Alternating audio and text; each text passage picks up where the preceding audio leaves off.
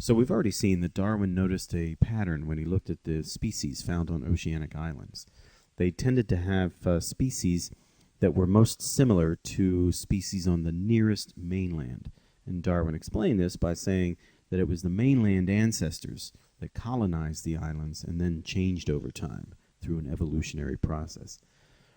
But he also noticed another pattern about these oceanic islands, and it can be illustrated with this diagram here. So here we have the mainland over here, and we've got islands off the coast at progressively farther distances.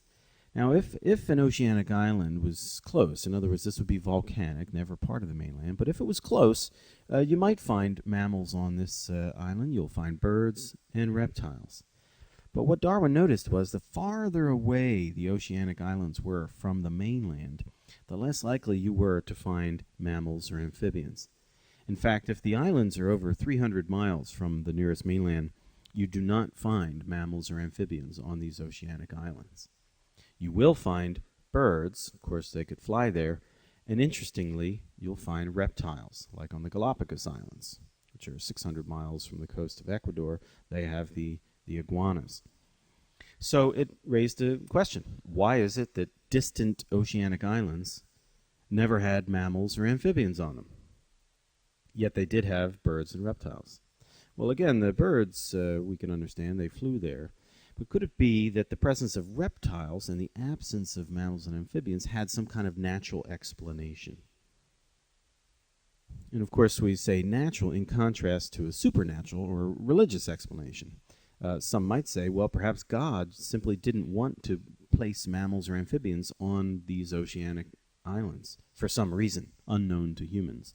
But Darwin wasn't persuaded, or he wasn't excited about those types of answers. He wanted to find a natural answer that would explain this pattern about distant oceanic islands.